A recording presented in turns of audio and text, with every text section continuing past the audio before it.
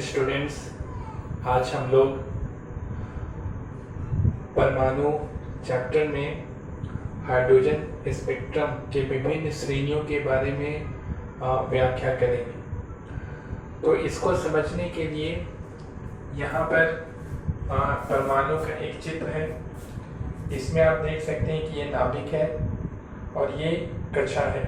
ये परमाणु का पहला कक्षा जिसको n बराबर 1 लिखा हुआ है। ये परमाणु का दूसरा कक्षा n इक्वल टू 2 लिखा हुआ है। परमाणु का तीसरा कक्षा n इक्वल टू 3 है। परमाणु का चौथा कक्षा n इक्वल टू 4 है। इसी तरीके से पांचवा कक्षा, छठा कक्षा।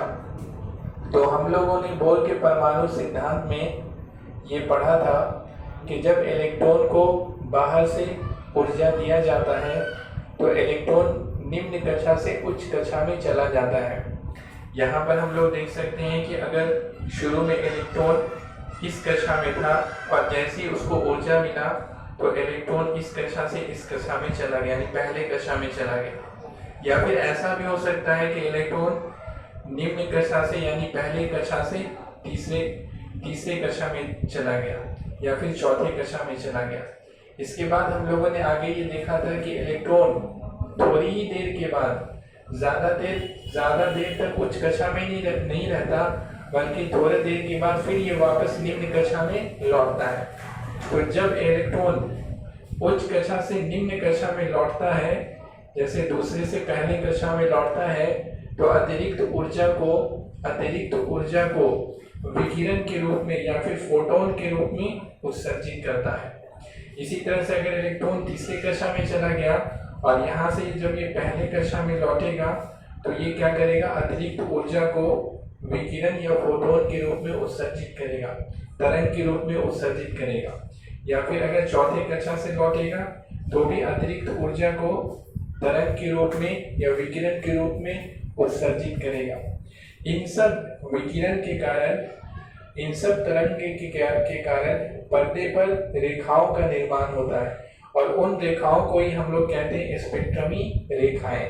अब ये रेखाओं का जो श्रेणी होता है, यानी कि एक श्रेणी बन जाता है जब इलेक्ट्रॉन उच्च कक्षा से पहले कक्षा में लौटता है, तो स्पेक्ट्रमी पर्दे पर बने स्पेक्ट्रमी रेखाओं की इस श्रेणी को कहा जाता है लाइमन श्रेणी। इसे कहा जाता है लाइमन श्रेणी। तो लाइमन श्रेणी किसे कहते हैं कि जब इलेक्ट्रॉन उच्च कक्षा से, जैसे यहाँ पे दिखाया गया है कि अब इसी को यहाँ पर दिखाया गया है। जैसे इसको समझने के लिए माने दिए पहला कक्षा को यहाँ पे समझने के लिए कट कर दी। अब इसको अगर यहाँ से इस तरह से सीधा करें तो सीधा से लाइन बन जाएगा और ये लाइन यहाँ पे बनाया गया है। तो ये लाइन पहला कक्षा का लाइन है n इक्वल टू 1, ये दूसरा कक्षा का लाइन n इक्वल टू 2, ये तीसरा कक्षा का लाइन, ये चौथा कक्षा का लाइन, ये पांचवा का। इस तरह से कई कक्षाएं यहाँ पर बनी हुई हैं। अब इलेक्ट्रॉन जब उच्च कक्षा से, यानी कि उच्च कक्षा का मतलब है या तो चौथा से या पांचवा से या सतमा से, कहीं से भी लौट करके कहाँ पहुँचता है, पहले कक्षा में पहुँचता है। जैसे यहाँ से nवां कक्षा से पहुँचता है पहले कक्षा में, या फिर सतवां कक्षा से पहुँचता है पहले कक्षा में, या फिर पहुँचता है छठा से पहले कक्षा में, या पांचवा से पहले कक्षा में, या चौथा से पहले कक्षा में, या तीसरा से पहले कक्षा में, या दूसरे से पहले कक्षा में।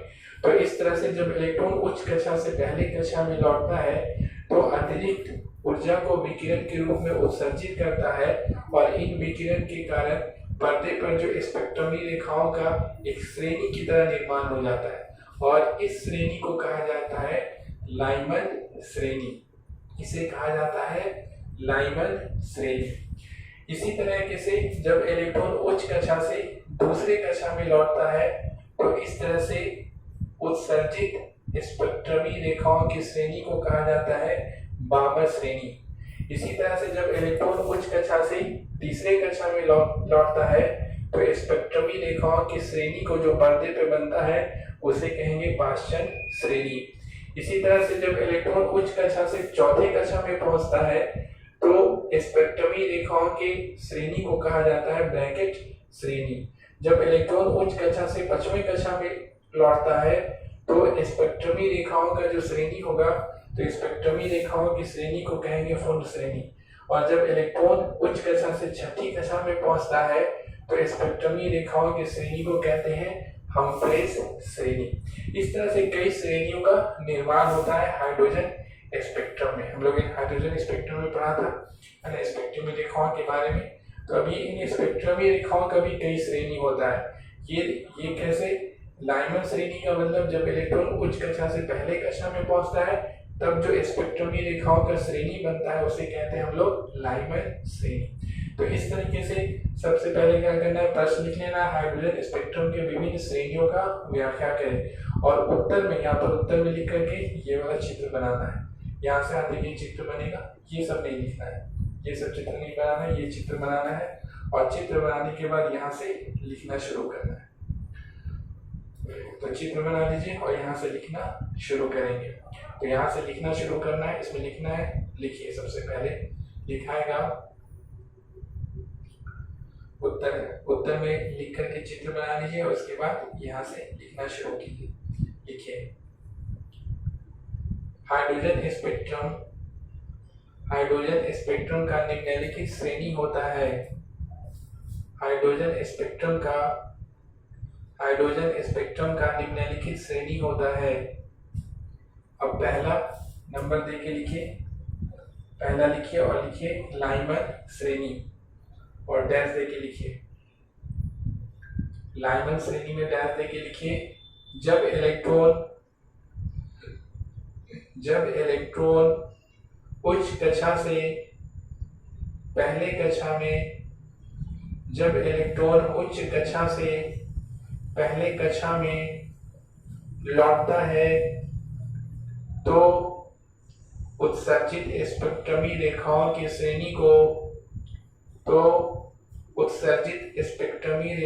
श्रेणी को लाइमन श्रेणी कहते हैं। लाइमन श्रेणी कहते हैं। पैराग्राफ चेंज करके लिखिए, यह श्रेणी विद्युत चुंबकीय स्पेक्ट्रम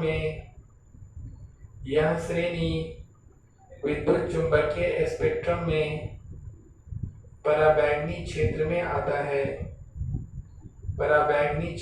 आता है। उसके बाद दूसरा नंबर देकर के लिखिए बामर श्रेणी, ये वाला बामर श्रेणी। इसमें डैश देके लिखिए जब इलेक्ट्रॉन उच्च कक्षा से दूसरे कक्षा में लौटता है तो उत्सर्जित स्पेक्ट्रमी रेखाओं की श्रेणी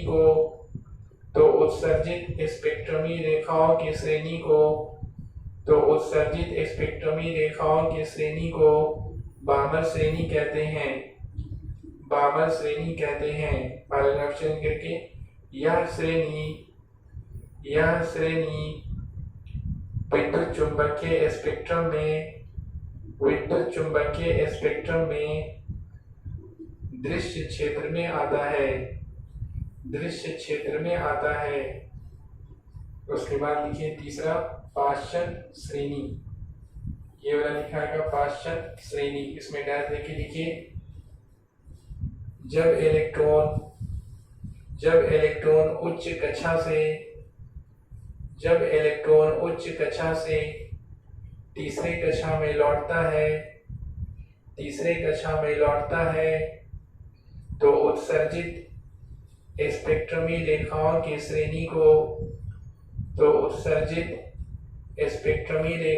श्रेणी को पाश्चन श्रेणी कहते हैं। यह श्रेणी विद्युत चुंबकीय स्पेक्ट्रम में, पैराग्राफ चेंज करके लिखाएगा, यह श्रेणी विद्युत चुंबकीय स्पेक्ट्रम में अवरक्त क्षेत्र में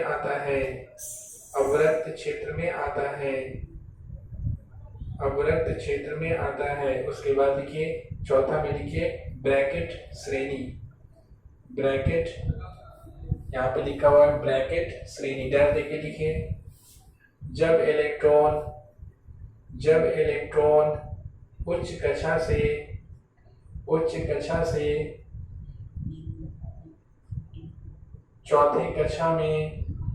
चौथे कक्षा में लौटता है, चौथे कक्षा में लौटता है तो उत्सर्जित स्पेक्ट्रमी रेखाओं को, तो उत्सर्जित स्पेक्ट्रमी रेखाओं की श्रेणी को, तो उत्सर्जित स्पेक्ट्रमी रेखाओं की श्रेणी को ब्रैकेट श्रेणी कहते हैं, ब्रैकेट श्रेणी कहते हैं।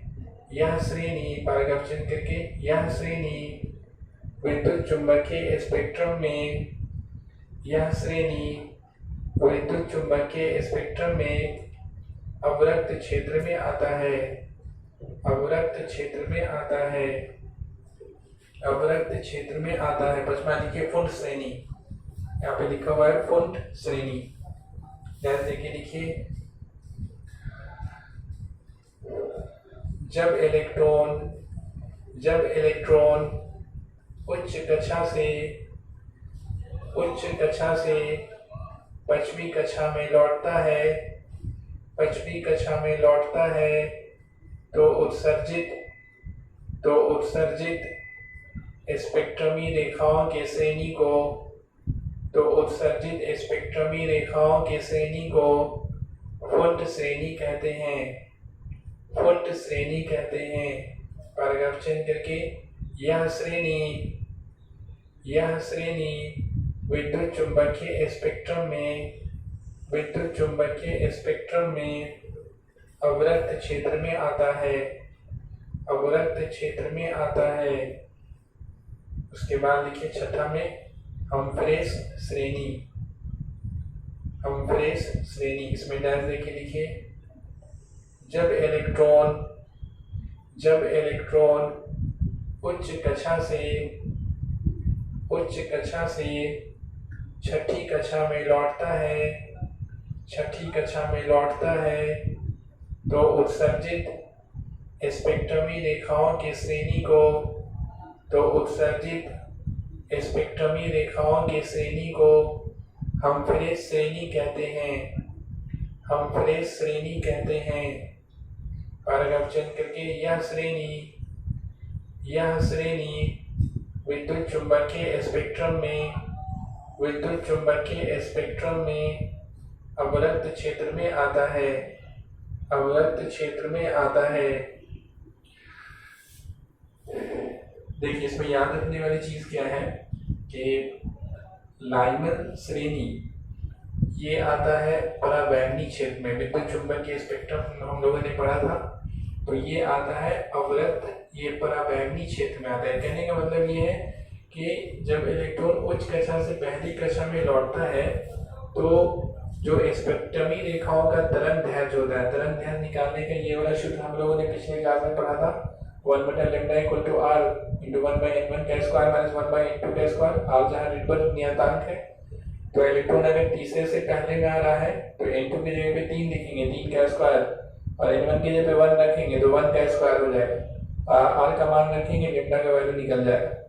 तो देखा यह जाता है कि लाइमन श्रेणी में जितना भी स्पेक्ट्रमी रेखाएं होती हैं उन सब का जो तरंग दैर्ध्य होता है वो विद्युत चुंबकीय स्पेक्ट्रम में जो पराबैंगनी क्षेत्र है, यानी पराबैंगनी क्षेत्र है, उसका जो रेंज है, तो इन सब का तरंग दैर्ध्य उसी के रेंज में आता है, उसी के क्षेत्र में आता है। उसका मान, इसका मान उसके मान के जो तरंग दैर्ध्य, पराबैंगनी का जो तरंग दैर्ध्य होता है तो उसी में आता है, उसी के रेंज में आता है, उसी के क्षेत्र में। बामर श्रेणी दृश्य क्षेत्र में, इसको याद रखना है कि बामर श्रेणी दृश्य क्षेत्र में, और ये चारों पाश्चन श्रेणी, ब्रैकेट, फुंड और हम्फ्रेस श्रेणी, ये सब अवरक्त क्षेत्र में आता है। कुछ नजदीक अवरक्त क्षेत्र में आता है, कुछ दूर अवरक्त क्षेत्र में आता है, लेकिन सब जो है अवरक्त क्षेत्र में आता है। ऑब्जेक्टिव में क्वेश्चन आता है एग्जाम में, इसलिए ये याद रहना चाहिए कि कौन किस क्षेत्र में आता है। तो इस तरह से हम लोगों ने ये देखा कि हाइड्रोजन स्पेक्ट्रम का विभिन्न श्रेणी क्या होता है। इसके बाद हम लोग नेक्स्ट क्लास में अब देखेंगे। Okay, thank you.